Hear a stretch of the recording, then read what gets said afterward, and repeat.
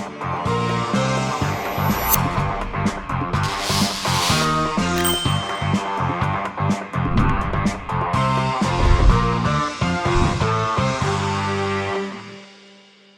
everybody, welcome to the Recoup. I'm Cooper Daniels, and I'm a guy that knows a little about a lot. And today I am here with Adi Mishra. He is the founder and CEO of Zone, a GameFi platform built on the Algorand blockchain, and also the founder of MetaBoundless, which is doing Metaverse concerts in the Middle East, right? Or is it outside? Is it everywhere? Or is it mainly focused on the Middle East, Adi? No, it's built out to be everywhere on any device. All right. Okay, sweet. And I'm also here with Micah Adams. He is the marketing and growth guy at the Algorand Foundation. Thanks for joining me, guys. What's going on? Happy to be here. Happy to be here. Finally, I feel like this is what happens when you've been here long enough as a staff member. You finally get to the recoup. You finally made it over here, man. How long have you been at the foundation? It's coming up to 9 months. Like it's a whole baby now, you know. Like, you're about to give birth, man. This is an exciting time for you. We're about to grow some, Yeah, you're growing. That's it. You're growing something. It's a full-term baby. Here we go. Welcome to the Recoup, man, where we talk about almost anything. Adi, how are you doing? I haven't seen you since South by Southwest. Everything good? Been building a few different babies out here. So you got some big babies. Yeah, that's right. It's been you feeding them, users. I know. Yeah, right. And we were talking before we press record some of those transaction counts, which we'll talk about in a second. But all right, well, why don't we just start off in case there's anybody out there that doesn't know of Zone, MetaBoundless, and isn't aware of Micah and both of your journeys. We'll start with Adi. Why don't you give me a little background on how you got to Zone and what in your past kind of led you here and what made you settle on Algorand? Yeah, absolutely. Look, I mean, I've been in the crypto and blockchain space for a good part of the last decade. And Algorand, I actually saw Algorand when Algorand was doing its token sale, and I was out in Singapore. And ever since then, I've kept an eye out on Algorand. However, it was a process of evolution and learning, because back in the day, I think this was around 2018, late 2017, 2018. I was a bit jaded with this space because I was allocated to a lot of different ICO projects back in the day in 2017, and we all know how 2018 kind of played out. So I was taking a step back from the space and just going around and exploring what's going on, and I bumped into an esports event, and I was actually blown away. I mean, I was shocked to see why other people are watching other people game, and that was the biggest mystery to me for the longest time. But as I dug deeper, I mean, I realized that the next generation doesn't necessarily want to watch LeBron James or a David Beckham or a Virat Kohli from India play. They themselves want to be these stars. And the esports world actually kind of enables them to go and grow within that ecosystem. So that's why, there's 12-year-olds who are spending 12 hours a day playing Fortnite, which was incredible to me. And that's really how I came across esports. So we started playing around with esports. We rolled out a few different products. We used to own one of the top Free Fire team in India, and we used to own the number 2 Valorant team in India back in the day. We dabbled around with a variety of different tournaments. We built out our own production system, which allowed us to host virtual tournaments around a period of time. And through this, we learned a lot about the landscape of the esports and the gaming world. And that's when we came back to the drawing board, because the rest of the team who are with us at Zone, they've been in the blockchain space for about 5 years themselves. So it was always that we wanted to build something at the intersection of blockchain and gaming, but it took us some time. So the process and evolution of Zone to arrive to where it is now may look like a short-term process, but it's been going on for almost 3.5 years or so. And what's more interesting is in the last 8 or 9 months, we've learned even more in terms of incentive design and in terms of what users are really looking for. And that's really how Zone came about. Nice. Yeah, it's interesting because I also didn't understand people watching people play video games. Like I remember being a kid and it was like my least favorite thing. It was like when I wasn't playing, I didn't want to sit there and watch. And then but my nephew was like, he was spending all of this time watching Steam and all of these things, these streamers, and so it kind of opened my eyes as well. So I guess we're probably of a similar generation. I don't know. You look better, but I'm just saying maybe we have an older generation. Micah, how about you? So I'm not as interesting. So I will give a little bit of my introduction to Zones, and then I'll say kind of some of the stuff that I'm doing at Algorand. So Okay, cool. me and Adi kind of spoke about this before we got on the call. I was never a big believer in play to earn. Like it's fair to say that I vehemently hated it. And I've always had issues with the tokenomics, the model, the scalability factor of it. And I think a lot of people have turned a lot of these play to earn type games into like farming in nature. So it's not essentially gaming at this point. It's just quick ways to make money. When I sat down with Adi and we actually spoke, what I begun to understand that is Zones is not just a play to earn gaming platform. Like what it is really is a community of people that are into crypto, that have done other things in crypto already, and this is just where they're having fun. This is the lounge. This is where they're chilling out. This is like the Algorand lounge where everyone's just relaxing, having fun, and playing games. And we've got some amazing transactions happening.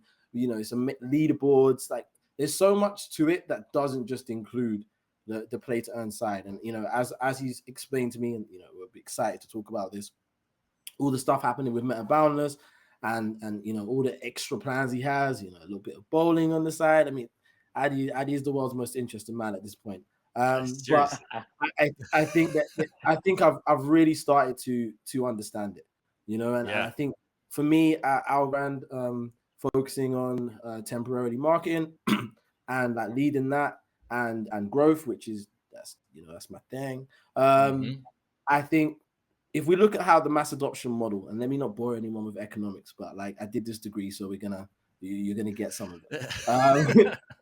You have 3% of people in the world roughly have crypto, right? Let's assume, if we're being nice, that 1% of people are even interested in getting Algorand, and they're not maximalists or people that bought Bitcoin ages ago or bought ETH when it was up and are scarred and destroyed, and bags are, they can't be pumped anymore. They're broken. There's holes at the bottom. So let's assume that 1% of the 3% are even interested in changing and being part of the Algorand, story. If you look at people that are into finance is a sector that only has 12% of people involved in it. What do I mean by that? Because we all have bank accounts. Yes, we all have bank accounts, but because there's a monopoly on us having bank accounts, so we all have bank accounts to actually get through with our day-to-day activities. If you look at the amount of people who are actually regularly doing stocks, shares, gold, the finance side of things, people that are, I've got an American Express. I'd love to say that I use all of the things on it. Even, I don't, if that makes sense. Like there is that sense of you have a bank because you have to have a bank. Why do I say this? Because there's around 12% of people that are doing it. So even in finance, even if we get it all correct, even if we as Algorand become the perfect almost underlayer of all of the government, finance, banking, all of these regulations, from a consumer standpoint, obviously not from a B2B standpoint, but from a consumer standpoint, we're never going to hit the mass adoption model. Why? Because mass adoption starts at 15%. So if we want to create something that at least 15% of people are going to use, we need to start looking out. Now, why is this interesting? Something like Spotify in its lifetime has had more subscribers than ever people have bought in the blockchain. That's crazy. When you look at gaming and esports, these numbers are dwarfing what people, users in the blockchain, people that are collecting, people that are holding. There is more people playing Fortnite like this year than will probably buy any crypto. So like what Adi's doing is hugely important for the ecosystem, and I would love to see it as when you look at stuff like MetaBoundless, this is where I think it's interesting, and this is not financial advice, but this is where, like, we as an algo fan, we got to start joining the dots. Not just in our heads, because obviously it's really cool to see the development of what Addy's doing in the metaverse, but also, like, if we've got any ideas, like, Addy's a cool guy to talk to. We need to be pushing Zone, pushing MetaBound. These are creatives, and you know, I see all your ideas every day on the social media. I see kind of what you guys are saying. You guys are creative geniuses, Algorand fam. And like, this is one of the guys in our ecosystem that's actually going to take those ideas and make them real. I like that. And I will say on a couple of your points, well, first, when I've thought about the metaverse, right, I've talked about the metaverse a lot. I've looked at the already. Well, we will, but I just want to say, and we will. We're going to stick with Zone, but I just want to say the thing that always stands out to me that would work perfect is concerts. Is that that is such an obvious, like, not obvious, but it's such a great use case of the metaverse. And clearly you guys are executing on that because there's a concert coming up on Thursday, which we're going to talk about more. But let's stick with Zone and those transactions that you were talking about. What do you know the numbers of these transactions? Like, because it was, you said it earlier. Just to make sure that, like, it's not that I don't know my job, but there's been new figures coming in from last week. So I got the numbers from like the last week before. 3 million transactions on chains, 27,000 users, and over 4.4 million games played in the last 4 weeks, which is astronomical numbers. Whoa. Yeah, I just got new numbers in as well. So it's 5.9 million total transactions. Okay. And 35,000 daily active users. So things are moving, guys. Things are moving. They're moving. And you know, look, and to your point about supporting Addy, I mean, I think that, you know, Zone came a while ago. And there was a bit of like a rock, you know, like anything, you're trying to build something big and people got upset about the elephant. You know, there's little things that people were like griping about, but you guys keep on chugging, right? You're growing, and clearly the sentiment is changing and all of that. You know, Algo fam, like you said, is small. And sometimes, you know, especially in a bear market, we like to turn in on things. I think that's been obvious lately. You know, I think this is an important point, and I don't want to harp on. So if you need to move me on. But I think that when it comes to our social media algo fam, you guys are, I'm speaking to you guys. You guys are one of our biggest marketing tools. Like, I mean it. Like, there is so many people that talk about how amazing the algo fam is, how much of a community we have. I go to a lot of these. Let me not mention names, ETH Denvers, ETH others, and there's just guys everywhere. Guys. When you come to an Algo Fam event, I'm not saying that it's like we have the right numbers in diversity, but we're trending in the right way. There is so many good things about the Algo Fam, but you guys are literally our first line of defense when it comes to marketing. Like, I am the guy sitting in the meetings, in the brand meetings, talking to these businesses, talking to these brands, talking to these new dApps that want to come and join Algorand. And they see what you guys write. So the way that you support and the way that you guys push different dApps and you know, stars that are coming up, the way that you treat people, the way that you kind of you get involved as a community is so vital. And I know it's hard to see that right now in the bear market and everything that's going on, but it can change everything. By coming to our ecosystem and seeing how you guys support, it can really unload and bring a lot of people to Algorand. Like, it should not be understated how much the social media at Algorand fam play such an integral part into bringing people to the ecosystem. Absolutely. Yeah, and actually, I agree with that as well. And you know, Cooper, sorry to interrupt, but to your point, you know, when there was a rocky start in the beginning of the year, it was rightfully so. I mean, people. In a lot of times, I've invested in a lot of projects as well. And when there's so much stuff floating around, you don't know what's real and what's not real. And but I mean, my point to the Algo fam is that, you know, we're here to build for the long term, and we're showing how we're building from a long-term viewpoint.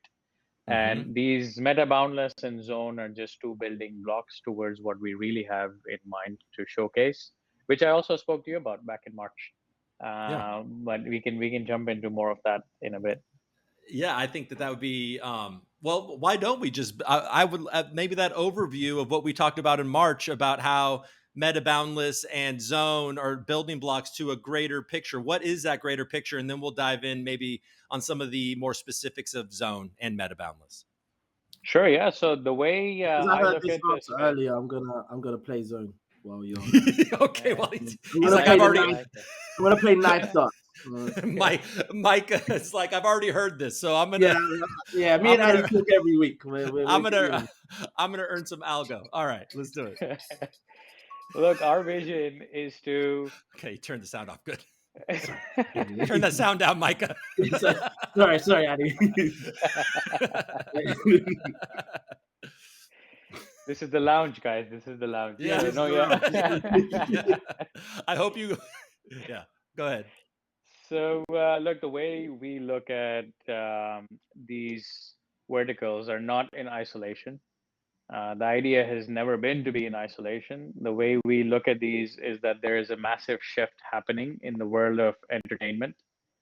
And these businesses all come together to serve that shift and to enable that shift in a faster, to move in a faster trajectory, right? And there's a lot of people who talk about I'm going to work with sport X, or I'm already working with sport Y, or I'm doing, I mean, I'm sure Micah gets a lot of these. PTSD. I'm gonna have a drink, orange juice. Okay, orange. But look, the reality is that these sport assets are not easy to work with. You cannot just sign up with an international board and say that we're doing the NFTs for this international board, or we're doing the metaverse or the esports for this international board. So, in our quest to build a very strong foundation, the first step towards that was to be able to identify an asset that allows us to vertically integrate these things, right? That allows us to vertically integrate esports. It allows us to vertically integrate aspects of NFTs, some aspects of the metaverse, some aspects of virtual reality. But if I was to sit across from any sports board in Switzerland or other parts of the world, this process would take years. And in those years, it would be that the opportunity has gone away, so that the ability to capture alpha would vanish by the time this process gets commoditized. So bowling presented a very interesting opportunity to not just acquire specific aspects of the rights, but to acquire a full set and stack of rights for an entire sport, which is the biggest participatory sport in the world. There's 200 million people who go bowling a few times a year across the world. So there's massive amounts of data in that sport. There's massive amounts of silos in that sport, because you go bowling, you just go for fun to your local proprietor, and that's the extent of how bowling. But imagine if bowling can be made into Topgolf, where each of us have a profile, but that profile is not linked to a general subscription, but it's linked to an NFT. That NFT also serves as your ticket to any bowling event that you come to. That NFT will also drop you more merchandise associated with all the big names that we're talking to in bowling, and also around bowling, to come in and own bowling teams. Right? At the same time, bowling, like Formula One, can have an esports league. But where does this esports league sit? It sits on Zone. And bowling around team formations can also have decentralized team ownership. So AlgoFam can now own a piece of a bowling team, or co-own a piece of a bowling team along with one of the biggest celebrities in the world, which is not possible, right? So if you start looking at these as foundational blocks, the entire stack starts making sense in terms of why we are doing all of these and why we're combining all of these in terms of being able to deliver long-term value. Once we can show it with one sport, we will then replicate this across other sports assets or other music assets as well. So really, that's our long-term vision. Our long-term vision is in the next decade entertainment is not going to be delivered the way it is being delivered at the moment. We've Right. already seen this in the last 10 years. So Netflix, Snapchat, Instagram, TikTok, YouTube, these platforms have already decentralized media to a large extent. However, what they haven't been able to do is decentralize ownership, right? So Mm-hmm. these platforms were great to disrupt the centralized media companies. And I'm assuming everyone on this call is a cord cutter. Like I haven't had cable in years, right? Yeah. No. So I mean that you would have never imagined a world where you wouldn't have had a cable package, but that happened in the last 10 years.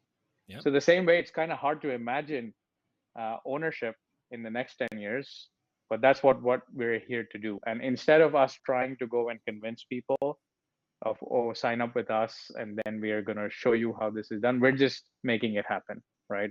We're trying to do it with gaming to, like Micah said, to bring in a large chunk of users, so that funnels in a large chunk of users. We are doing it with MetaBoundless, like you said, in the simplest possible way as a concert, because most people do not understand the metaverse. I don't know Yeah. if you guys saw this article last week that there's Yeah. 38 people in Decentraland as daily active users, I shared that. and It was, and they're valued at like, something crazy like $2 1.4, billion.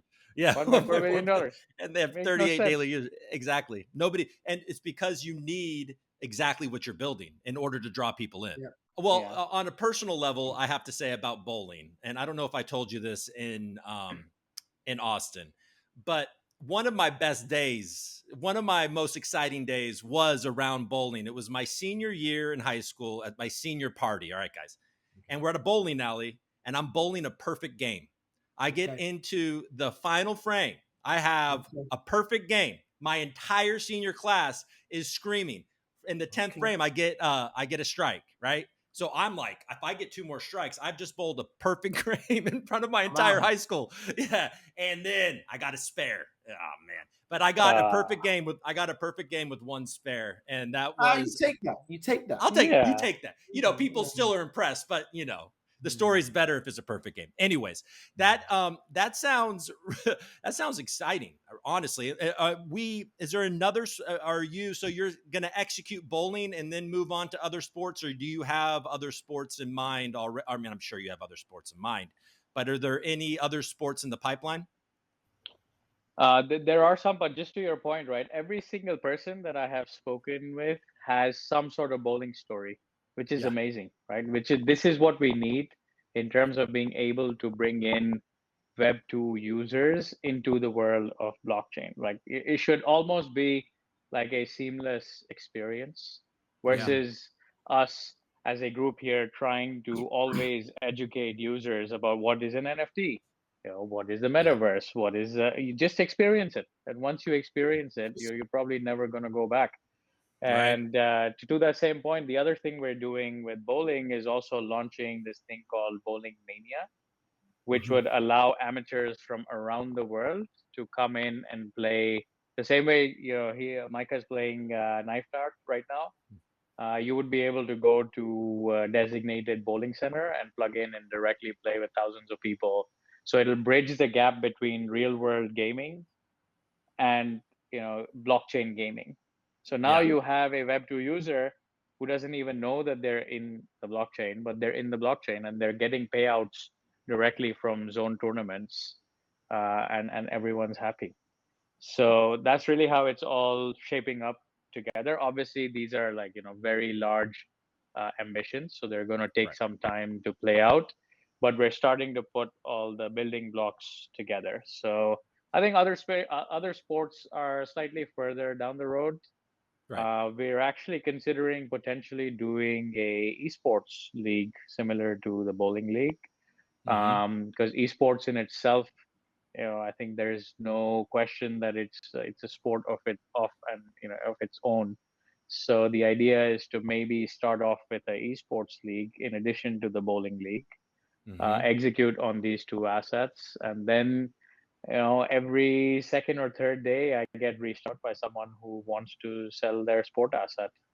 But I think we're going to take our time to kind of execute. This in itself is massive. and it's like a very, very untapped and very fragmented market. So there's enough time to just focus on these assets. We recently made a very senior hire who is the ex-head of fashion events at IMG. So we will be announcing that very soon as well. So she's been doing this stuff for the last 25 years or so. So we're putting the pieces of the puzzle together, man. Yeah. So what does that look like? You have somebody that is so experienced in the fashion industry. How does that play out in the metaverse? So it's not just fashion, right? So it's events and fashion. So it's much harder to run. It's much harder to run a fashion week event anywhere in the world than it is to run a, let's say, bowling event or a metaverse event or even a large esports event. So the idea is to tap into those networks and experience to streamline a lot of the execution in real life. Right. We've been executing on and on the digital side of things. We ourselves, have gone through a very big hiring and revamp process throughout this year to find the right people. Which again, like going back to a previous point, it's when you're building out all this cutting edge stuff, it takes time to identify even just the right people as well. So we've been doing that all year long, just building. Yeah. All right. Well, so let's talk about the first project, Zone. Let's talk a little more about that. I see people on Twitter talking about the hyper casual games, enjoying playing those. So recently you incorporated Dota 2. And what are some of the exciting things that are happening with Zone right now? Look, Zone's vision is to create a platform, like Micah was saying, in order for people to come in and be able to socialize. But not just socialize, but also compete with each other. Yeah. So Zone should be looked at as the competition layer for esports in Web3, with certain real world sports like bowling also being plugged in over the course of the next 2 quarters. And the way we look at Zone is the Zone is agnostic to the types of games that are part of the platform. Our objective is to bring in as many game developers to come in and be able to share their games as part of the platform, and as many users from around the world to be able to come in and participate in the platform. And we're beginning to see that emerge slowly. Right now, we are working with a few different game developers. We have some of our own games. We're testing out the right sort of models with the game developers. And I think, in the next week, we're about to launch 2 new game types. One of them is going to be focused on fantasy sports. One of them is the other big release we have is what we're calling the Zone Marketplace, which will also be rolling out in the next week. And then finally, we're issuing special types of NFTs called game passes. Now, all of these pieces are again like the building blocks of Zone. So these are all different primitives that come together to really empower and enable what Zone can be over time. Right. So the idea with the Game Pass is, if Micah doesn't have the time to play more Knife Dart during podcasts, then he can buy a Game Pass, and he can give the Game Pass to a player in India, and this guy in India can play on his behalf, and they can decide internally as long as it doesn't mess up my leaderboard ranking. Yeah. So you can almost hire somebody to play games for you with your Game Pass. It's more the way I look at it is not like hiring, but more like it's almost like venture investing, right? You are finding you have now become a esports manager in your own right, and you are defining what the parameters should be as to when this Game Pass is valid. So, like what Micah was saying, if I can put in a parameter which says that if this player goes below a win-loss ratio of 0.5 on Knife Dart, I'm gonna take the Game Pass back. So the Game Pass gives you a certain amount to play with. Uh-huh. And if you do not hit those parameters, it's in the smart contract, and those factors come back to you. So these are the primitives that really enable Zone. So Zone is not just, hey, you come play and you earn some money. It's about like really Yeah. how do you create this cycle of engaging users who want to keep coming back into Zone and Yeah. keep playing on Zone. And even if they don't have money but they have skill, they still come and play on Zone, and they can get That is, enabled with this. I mean, that is really cool. That's like that just opens it up so much to, people that maybe can't afford it, like you're saying, but are great at these games and have the time and the incentive to want to do this. And then it also helps, the people that do have the means to, kind of send these around. That's a really cool idea. Wouldn't have occurred to me. That's for sure. But So yeah, yeah, no, that's how we solve the issue, because a lot of the gamers who are gaming are from emerging markets. Even if yeah. our existing user base is predominantly emerging market user base, which is great. But in order to create that sticky behavior of them wanting to come back, of them wanting to maintain their gamer profile, it's Mhm. extremely important to have this cycle built out, and that's going to come out in the next week as well. Nice. Yeah. So you guys have come a long way from chess. Like, there's been a long journey since just chess. I remember when it was just chess, and now it's just this whole entire thing. And this in a short amount of time, it feels like a long time because we're in crypto, but it wasn't so long ago. When did you guys launch? So chess was late March, early April. So it's Yeah. about five months in. Yeah. Okay. So yeah. So okay. So yeah, we've been so chess kind of helped us get some more market feedback. Yeah. And I think this is where some of the gap may have been. We were trying to get more market feedback to be able to understand where is the biggest value proposition in terms of delivering maximum value for users. Mm-hmm. And chess helped us with that process. The other things we did in the prior to that helped us with that process as well. And then that's what's kind of helped us iterate very quickly and get to where we are right now. And so with Dota 2, this is a huge game, right? And this is a kind of a venture outside of those hyper casual games and things like that into something that's a little bit bigger. How does that work with these larger games? How does that get integrated with Zone? So yeah, again, I mean, this is we introduced a different type of format. So right now you see a battleground format, you see Top Gun as a different format, and for AAA games, AAA esports game, we introduced what is known as a ladder format. So you just log in with your Steam account and you complete certain tasks, right? Mm-hmm. And once you complete these tasks, you go up the leaderboard, and these tasks run for a certain amount of time period.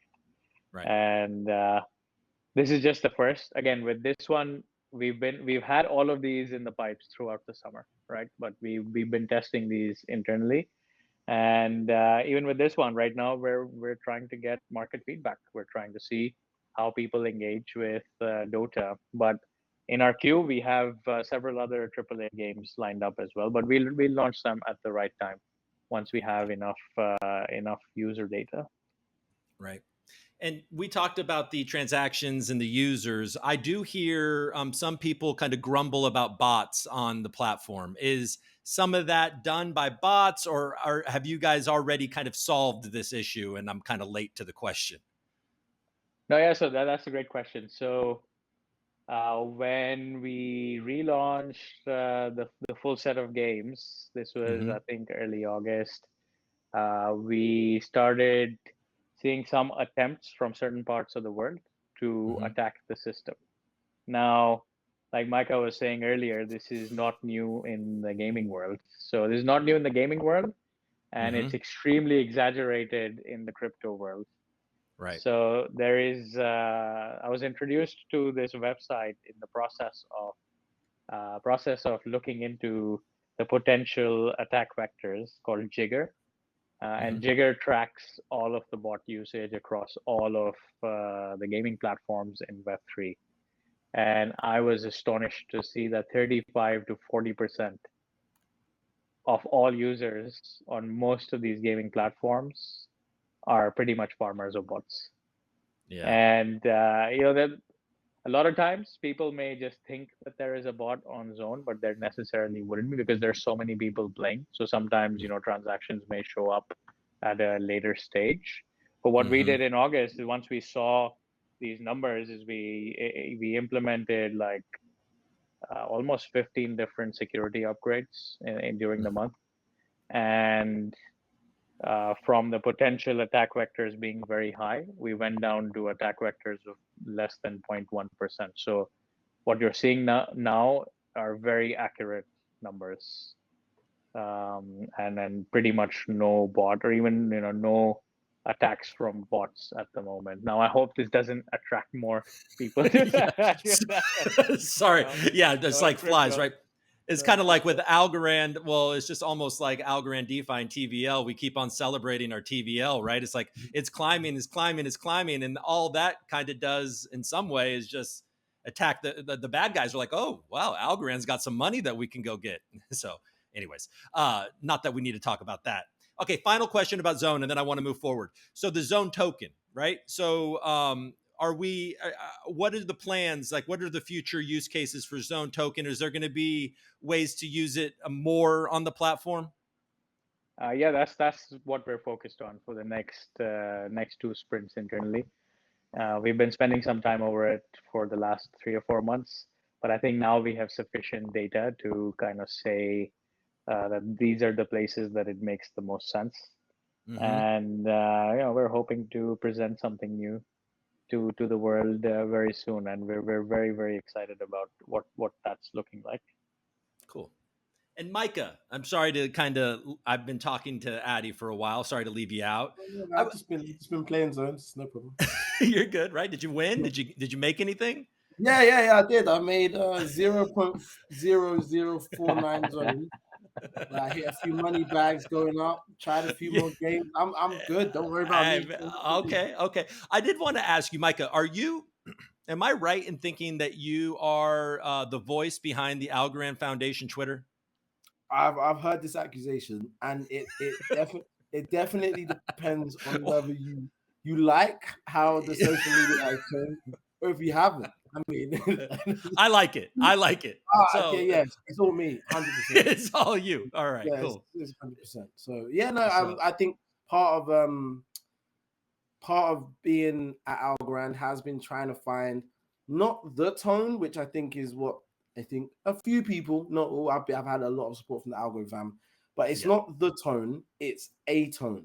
And what I mean by that is not every single person coming to Algorand looks like you, thinks like you, eats like you, lives where you live. So when I'm doing stuff, it's based on the analytics. It's based on the fact that, hey, we might have had a few more people come from this side of the world, or a few more people come from this demographic or that demographic. And we need to be able to speak their language and have fun with people at different levels.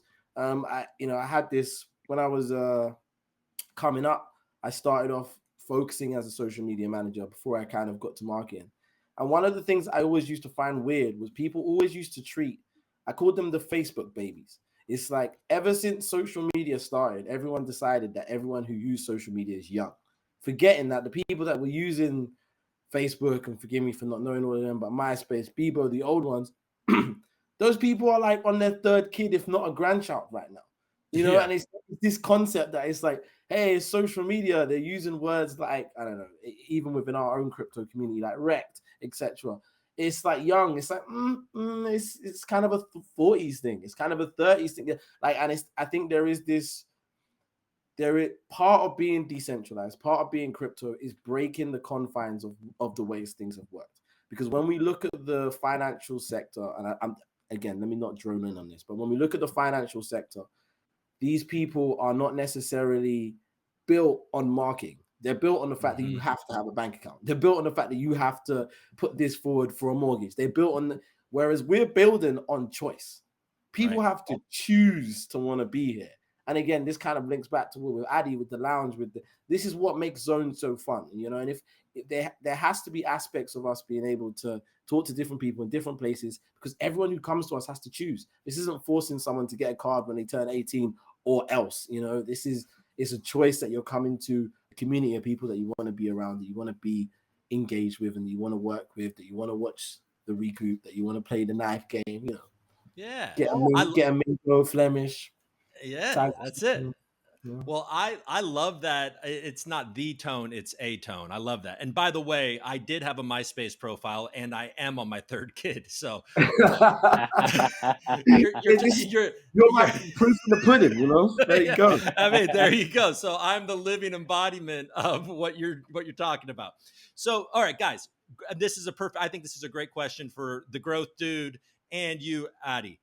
Is something that I've noticed, and obviously you're noticing as well with MetaBoundless and the concert, is that cryptocurrency, metaverse, NFTs is booming in the Middle East, right? You see it in Saudi Arabia, Bahrain, obviously Dubai. It's like, I was reading an article recently where I think the percentage of people transacting in this is at the highest in that region. And so what are your thoughts on that kind of rapid kind of adoption happening in the Middle East? Either of you. I'll let Micah take it first. Okay, yeah. I'll go first. Before we do this, slight advert break for me to just say that the big reason why Addy was here was PG. And I can't even talk about mass adoption without talking about the ecosystem, guys. Shamir and PG bringing stuff like zones, being out there, seeing what's happening, and I'd love to see zones grow, and a big part of that is having someone like PG on the team, having someone like Shamir on the team, kind of integrating and making sure that happens. So I couldn't go on without mentioning those guys. And but I know both of those guys, and they're fantastic. Great guys. Yeah, great dude. Actually, Alexa connected me to PG. Oh yeah, they're gonna add Alexa in there as well. Yeah, you definitely have to add Alexa. Yeah, you can't. If you go back long enough on a thread or anything, Alexa is there. So she is definitely within the fabric of Algorand. So it's so fun. Like you guys, you're saying these names, and it's like I actually know these people. Like I know Alexa. She's been so helpful to the Recoop. I see PG at all of these conferences, and Shamir and I have have had conversations as well. I need to get him on my show, by the way. But anyways, okay, you do. All three. We'll do a Shamir, PG, Alexa. Alexa's already said, please no. So we'll talk. All right. You gotta get her in the cipher. But anyway, okay. I think a lot of people speak about. I'm gonna let Addy talk about why Dubai loves crypto, and I'm gonna do the opposite. Why the world needs Dubai for crypto, right? Okay. This is just. I'm a historian, so if you guys are gonna get bored of this, this is now the time to kind of clock off. But like since the beginning of the age, Dubai has been at the center of the world. Really, that area of the world for trading. It was a trading post before it was actually really even a town. So you're talking about someone that culturally had a mindset towards like tolerance. Just if you go and see most places where ports were, that is usually where a lot of immigrants came in, a lot of different people came in, a lot of different views and kind of swirling views that had. If you look at where the Middle East is placed, you're talking about Africa entrance to Europe. Europe's entrance to Asia, even if you're flying from America to Asia, a lot of people will go through Dubai. It kind of very much sits at this central spot in the same way, to an extent, Switzerland sits in Europe, right? And if you look at the Dubai, I think it said gives you 65% of the world's GDP in 8 hours or less. So even if you think about the fact that, and I have this problem all the time, there's so many different people that we're a very diverse team at Algorand in terms of like demographically placed. And sometimes I'm having a meeting with someone in Australia. Sometimes you're having a meeting with someone in Africa. Sometimes in Nigeria and in South Africa. And even there, you have to try and kind of corroborate a time. Ethiopia Yemen is very different to when we're having meetings with people from Israel. We're having meetings with people from the UK. And then don't get me started on you guys in the Bay Area. It's It's crazy.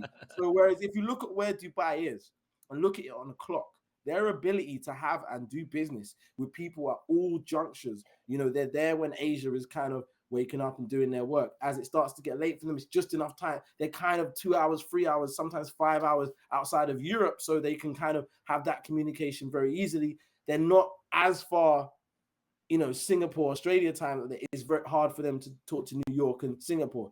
I mean, New York and like San Francisco, if that makes sense. So they, and if you look at their location in terms of travel, for example, if you want to do, why are we doing Decipher in Dubai? If you look at the actual location and like look at the travel from Europe, Africa, Asia, the Middle East, all the way from, as I said again, San Francisco to Singapore and Australia, it does create this very natural meeting point in the middle that everyone can travel to. You know, if we had, and I would love to, if we had Decipher in the Bay Area, we had Decipher in Sydney, you know, there's just almost a part of the world that just at that point is just like, okay, we can't go, if that makes sense. I think Dubai is integral for the growth of this business that we're growing. In terms of their mentality, in terms of the culture, in terms of their ability for them to do business with everyone around the world. So whilst Addy's probably going to tell you amazing reasons as to why Dubai is growing, I just kind of wanted to start this off with why we as a crypto community, as a blockchain, why Algorand is so focused on something like Dubai. And like, I'll kind of step into the fire that no one else will step into, because I'm feeling like that guy. When anyone wants to kind of talk about the political landscape of something like Dubai, cryptocurrency is something that they're very open to. This is a mindset and a culture of people that are, if you go there regularly, you see the technology and see the innovation, and it's moving at a tremendous pace. The people that are there, the people that are building, the people that are doing things are going to be instrumental in the way that we move our world, in the way that we move our world. And that is the beauty of crypto. That is the beauty of governance, to come into somewhere and build something that gives you a say, that allows you to kind of like talk about, and because it's a country that's been built upon like the trade of gold as well, the idea of swapping assets and moving assets is something that they're willing to hear, is something that they're very open to talking about. I've done a lot of business with people in Dubai, and I think it behooves people from all around the world to have these conversations and gather in this natural growing place where you are going to get views from Asia, views from Africa, views from Europe, views from America, views from, you know, Australasia and the Oceania region, and we're all going to be able to get together, and we're all going to be able to work it out, and we're all not going to agree straight away, but eventually when we do, that is crypto, that is mass adoption, that is blockchain. So that's kind of my thoughts.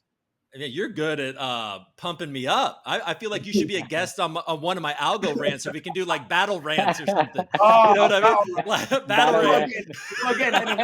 rants. Battle rants. I swear, actually, if you're open to it, we should find a time to do battle rants. I'm here to just grow the stuff. So you let me know what you need, and I'll be growing. All right.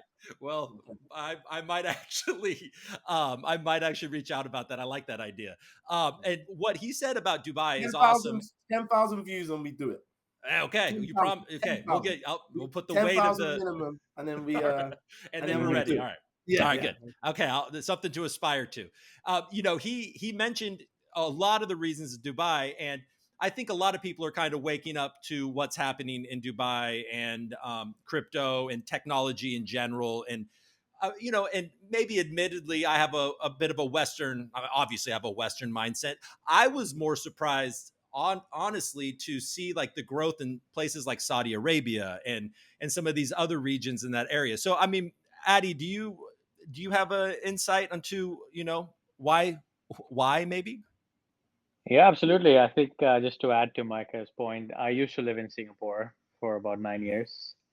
And I used to spend, you know, time across different parts of the world as well. And the time zone is great for Asia, but it's extremely challenging if you're trying to also work US hours from Singapore. And, you know, during COVID, I was kind of forced to go to the Middle East. And I've been spending a lot more of my time in Dubai than Singapore.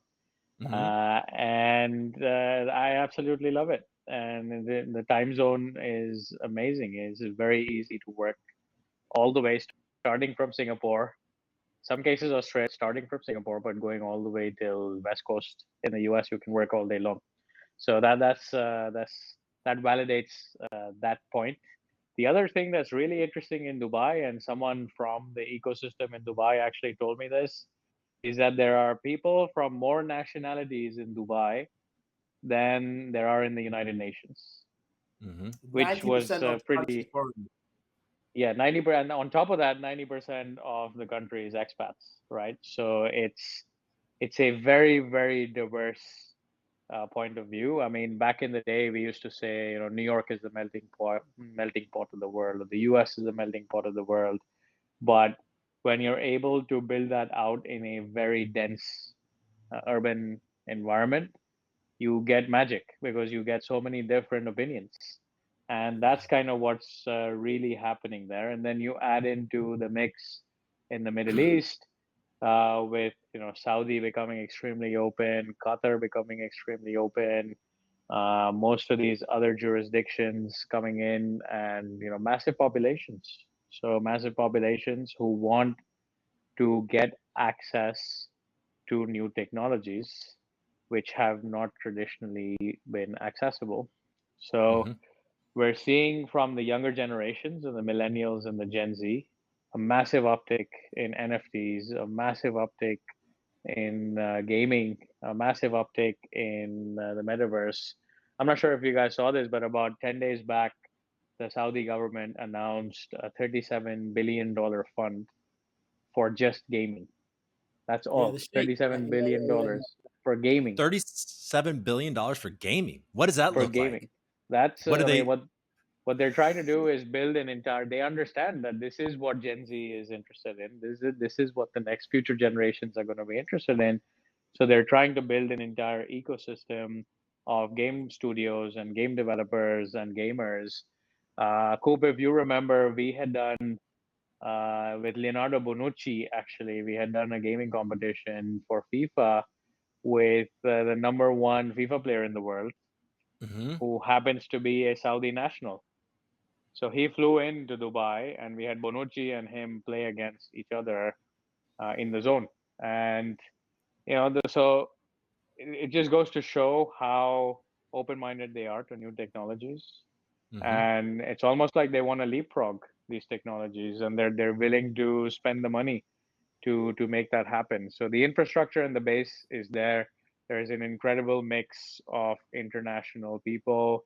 And usually when people immigrate into a country, they come in with some sort of hunger, right? I mean, they have very strong ambitions to want to do something. And that's why they're moving away from their friends and family and stuff like that. So if 90% of a country is full of those types of people, you are going to see something interesting emerge. That's kind of my thesis about that region. Wow. And so that were you going to say something, Micah? Oh, no. No. Okay. Yeah, cool. So, well, that leads us to MetaBoundless. We've touched on it a little bit, but let's talk a little bit about what's coming up on Thursday and what the overall plan is for MetaBoundless. Yeah, And just to then, take yeah, go ahead. I was just going to say, and then I need to ask you about that quote or that tweet. Something big is coming, but we'll talk about that after this. Okay. So, MetaBoundless. Yeah, no. So just to take a step back on the thesis and the thought process of how we thought about MetaBoundless is it again, it just drills down to users, and it drills down to simplifying the life for the average user. And sometime towards Q4 of last year, Q1 of this year, we started hearing a lot about the metaverse, and especially because we're at the intersection of gaming and blockchain, we were getting a lot of inbounds around the metaverse. Given our exposure in the gaming space, gaming is almost like a metaverse, right? Like playing in Fortnite, playing in Free Fire, playing in any of these games. It's almost like being inside of a metaverse. We decided to take a deeper look to see if it adds value to what we're doing with Zone.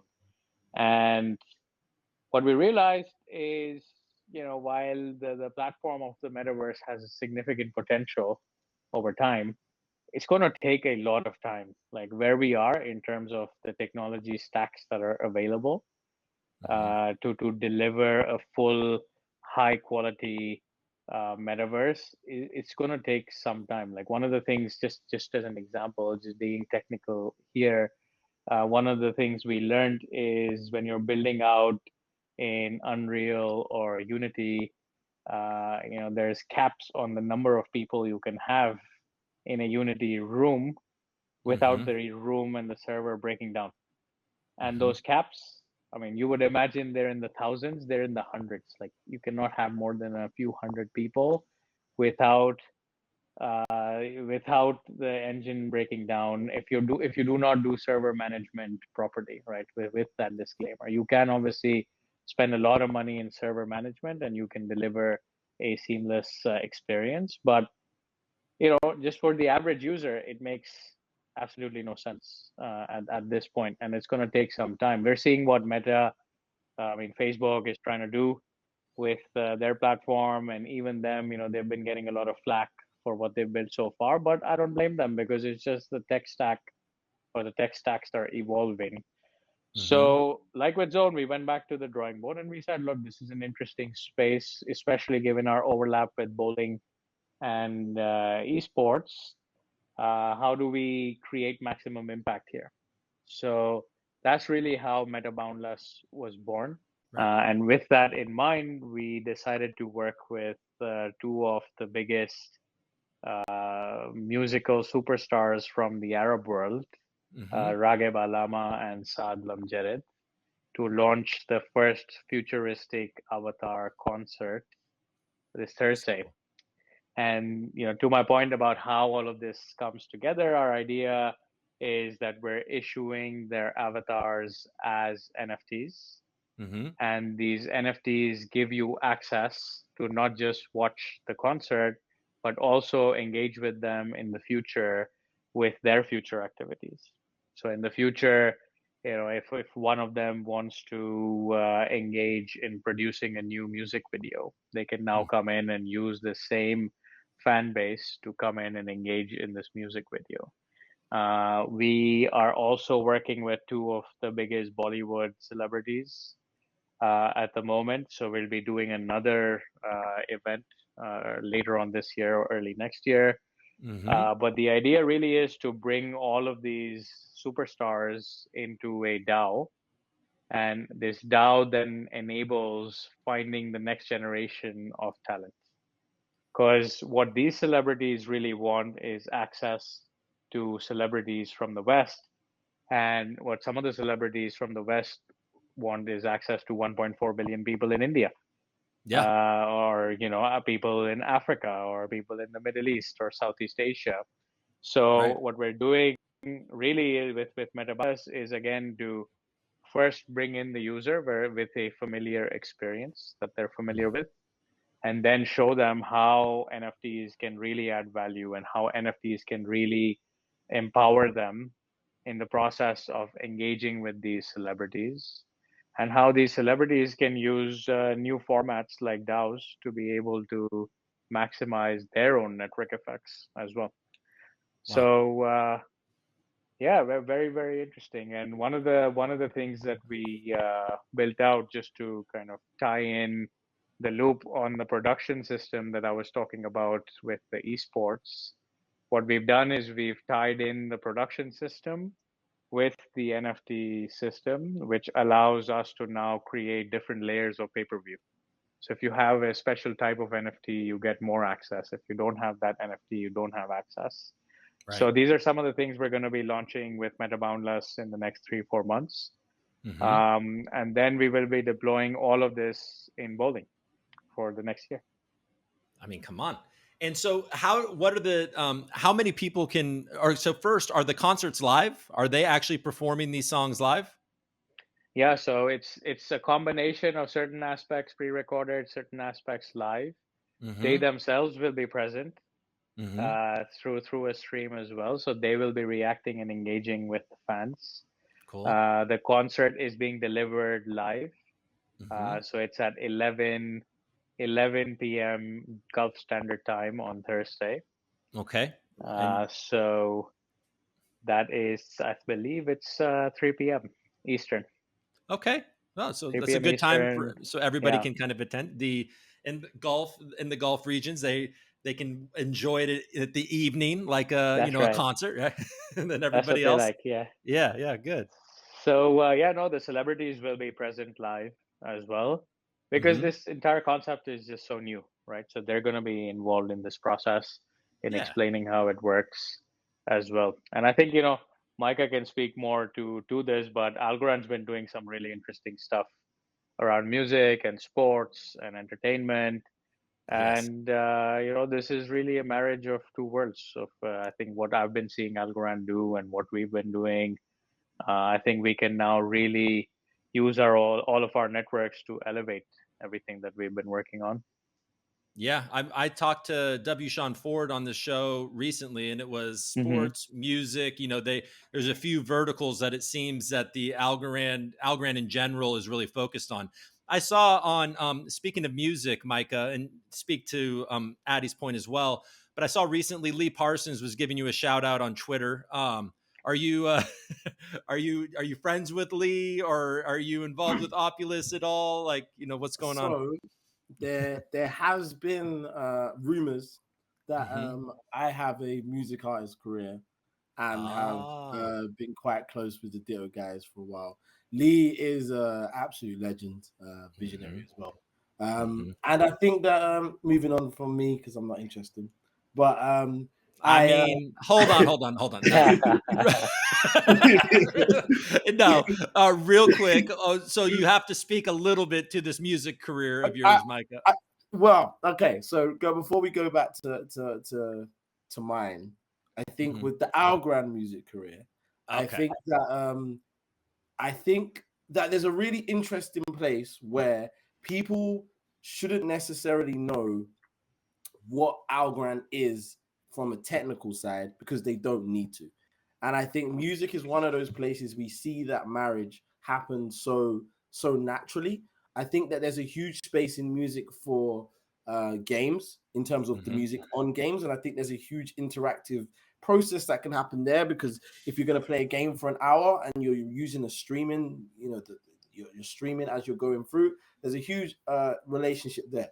What I would say is when it comes to gaming, esports, music, actors, all of these things can live on the blockchain very naturally, right? Hmm. And I think it is really important for our ecosystem to be out there bringing people in. Like we get it, everyone's going to be able to bring in a bank, not everyone's going to be able to bring in a huge institution or but you guys can really help when it comes to letting your fandoms or your artists or know about blockchain because we genuinely have the solutions at Algorand.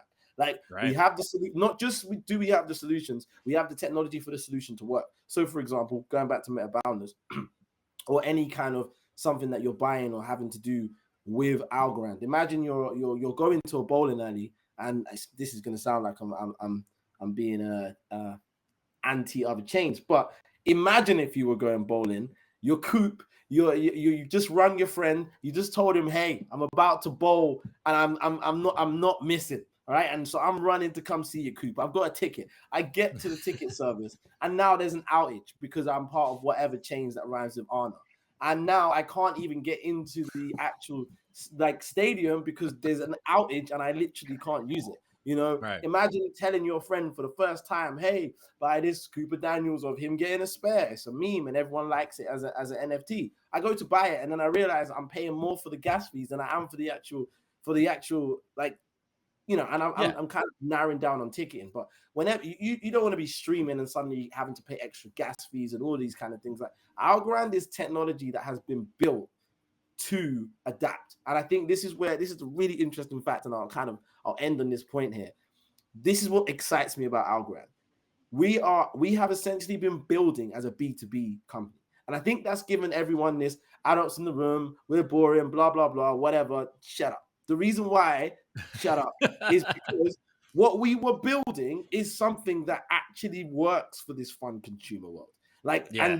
I can show people like a lot of these other companies that have gone this fun route How? You can't, because you got gas fees that are higher than anything. So as soon as someone buys, they're like, wait, why did I pay an extra whatever for that?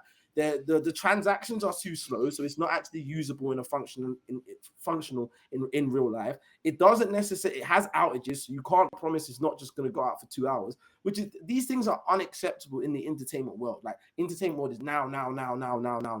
Like, we have stuff like fractionalized royalties that actually works. Like, we have these things with actual users, like someone like Lee Parsons, who owns Ditto, which is one of the biggest distribution companies in the world. You got someone like Addy, he's like, I'm bringing to the metaverse not just anyone, I'm bringing the stars of the Middle East. Like, we're bringing them all up. Like, we can do it on Algorand, and I think where we have had a mindset of like being the adults in the room, the devs, the smart guys, we still are. But the reason why we were being those smart guys, the reason why we were being the adults in the room, is because while everyone else was spending 20 mil on Man United, I don't know why that angered me specifically, but just to put their logo on the shirt, we were building technology that actually works. Didn't mean that to rhyme. We were actually building technology that is actually going to grow our ecosystem. Now it's time.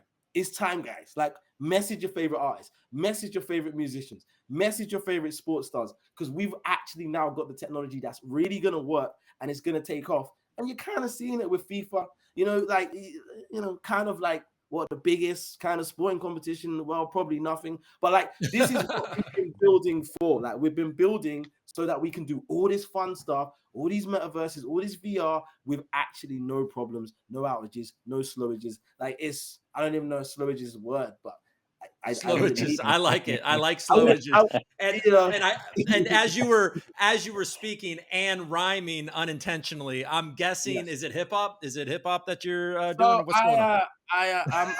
I'm South American. The journey of me started in Bahia.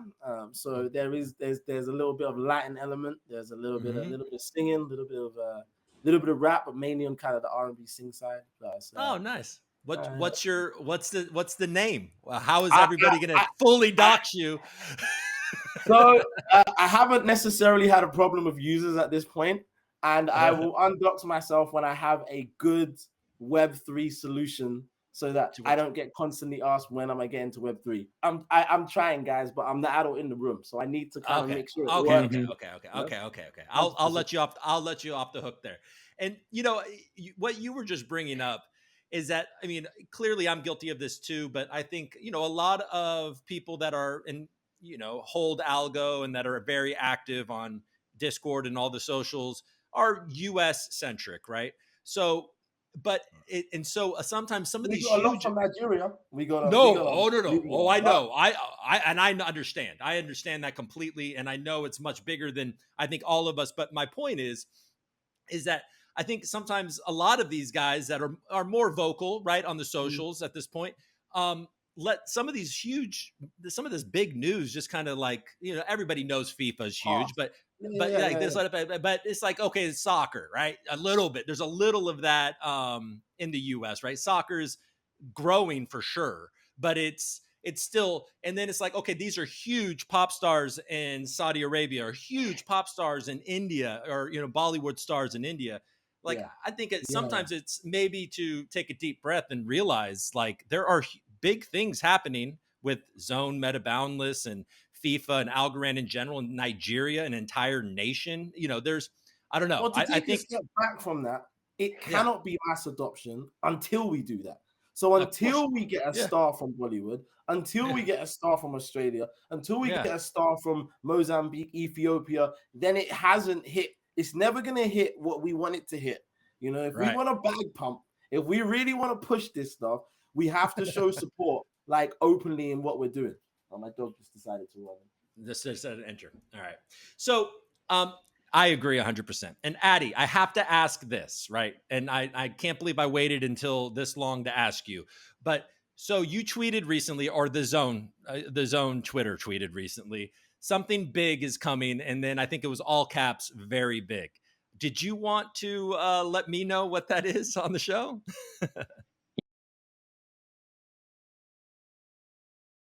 Also, I think just to add to the point of FIFA, right? Like, not a lot of people are talking about this, but I mean, 3.5 billion people watch the World Cup. That's like half the world's population, Yeah. which is incredible. But there's this really amazing quote. I forget who said this, but I think it was Messi or someone else like that. But what they said is, the Super Bowl in the U.S., like when there's the finals of the Super Bowl, there's like 100 million people watching. There is a regular El Clasico game between Real Madrid and Barcelona, and there's probably 300 million people watching. So I think, a hilarious stat. If you want to find a funny stat, go and see how many streams Drake gets a month, and then how many people watch the Super Bowl, and see which one's bigger. Okay. See, that's the takeaway. well, especially, yeah. I mean, when it comes to American sports, I'm sure that basketball probably has more reach than American football. Probably, for sure. Yeah. Right? I'm a devout American football fan though. Played it for 2 years. Did you? Yeah. I mean, I do love American football. I also love soccer. I mean, I was never a player. I wasn't, that wasn't really the game that I played as a kid. But I was gonna play in Dubai. We're playing in Dubai. So okay, all right. Well, yeah, yes, sir. I'll be terrible. You got time to train. I could play like pickleball at this point. That's about where I'm at. So maybe we can set up we'll put you in goal. Okay, goal. That's where they used to put me at at recess or whatever. Anyways, I was not very good at soccer. All right, guys. Well, look, did we do it? I feel like we covered a lot. I mean, we've been going. Yeah. All right, guys. Well, thank you so much. And Micah, it was great meeting you. Great seeing you again, Addy. And I'll see you both in real life in Dubai in the end of November. See you soon, man. Okay, all right. Take care. Thanks. Bye-bye. Thank you.